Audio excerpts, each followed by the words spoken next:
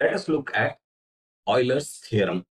Now, before we actually look at the Euler's theorem, let's look at a function which is applicable to Euler's theorem called the Euler's totient function.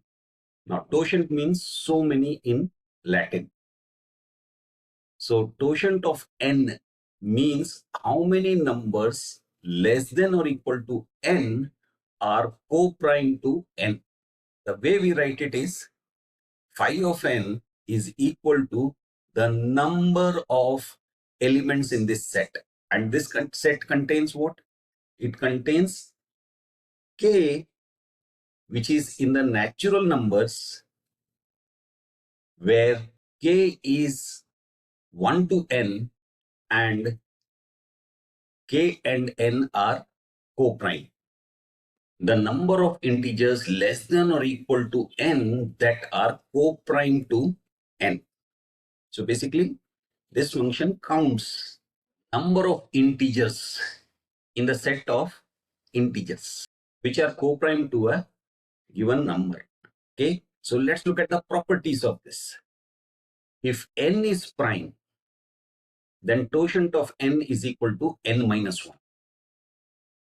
If n is equal to p to the power of a, where p is prime, then totient of p to the power of a is equal to p to the power of a minus p to the power of a minus 1, which can be written as p to the power of a times 1 minus 1 by p.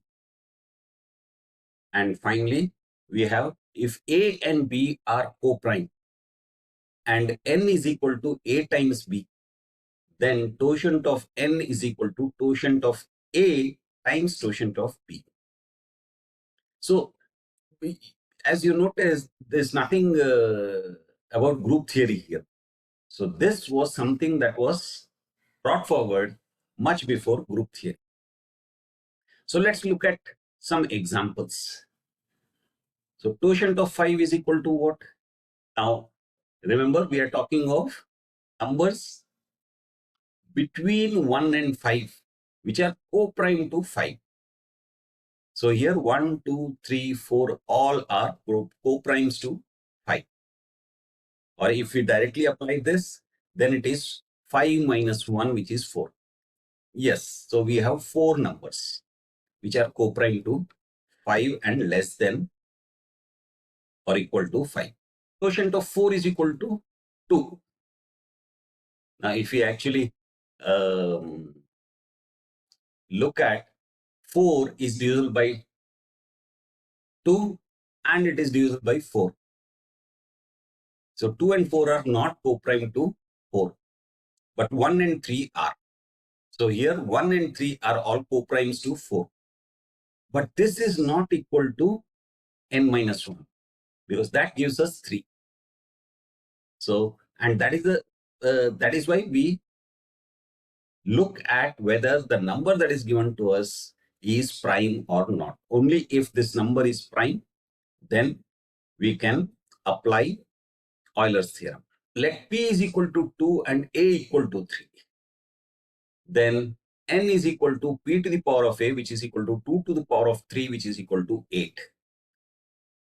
So phi of 8 is equal to p to the power of a minus p to the power of a minus 1, which is equal to 2 cube minus 2 to the power of 3 minus 1, which is 8 minus 4, which is equal to 4. So there are 4 numbers co-prime to p to the power of a, that is 1, 3, 5, and 7. Let's take n equal to 35. Now, small numbers, we can actually figure it out by actually thinking of those numbers. So let's take n equal to 35. N can be written as 5 times 7. 5 and 7 are co-prime. That means we can apply this. So totient of 35 is equal to totient of 5 times totient of 7, which is equal to totient of 5 is 5 minus 1. Totient of 7 is 7 minus 1. That gives us 4 times 6, which is 24. So there are 24 numbers which are co-prime to 35. So now what the Euler's theorem in group theory says is A and M are co-prime and A and M are in the set of positive integers. Then A to the power of totient of M is equivalent to 1 mod M, where M is greater than 1. If we have to read this, so the theorem says that for any A co-prime to M, A to the power of totient of M is equivalent to 1 mod M, where totient of M is the size of the multiplicative group of units modulo M. So basically, what Euler arrived at previously using numerical methods, it works out in group theory as well. Congruence classes are 0, 1, 2, and up to 9 if we take mod 10. Remember, multiplicative group of units modulo M. So these are the remainder classes or congruence classes. Any number divided by 10 will give a remainder from 0 to 9. Units are those congruence classes, say A, with A comma 10 being co-prime. So immediately what you will notice is that some numbers will drop out and we will be left with 1, 3, 7 and 9. These are the only numbers which are co-prime to 10. 2 is not co-prime to 10. 10 is divisible by 2. 10 and 4 are not co-prime. 10 and 6 are not co-prime. 10 and 8 are not co-prime.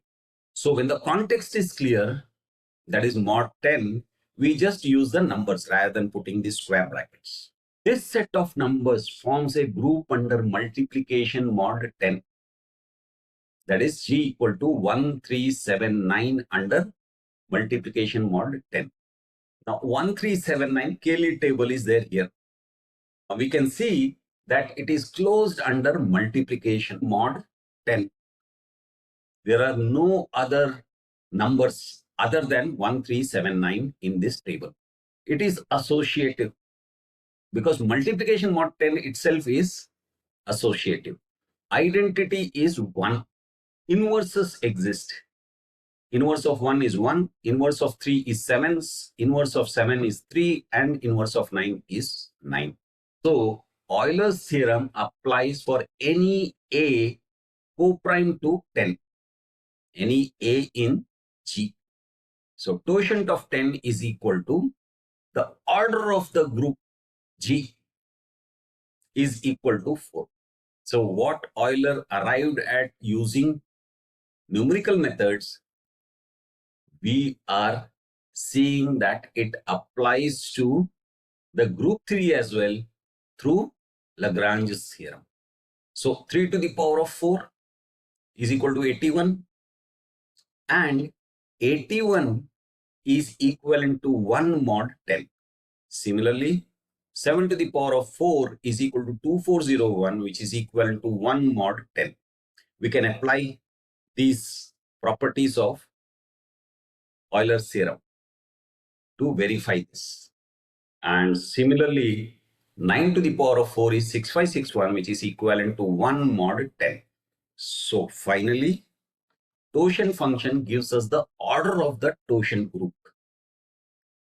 Euler's theorem is the Lagrange's theorem applied to the totient group.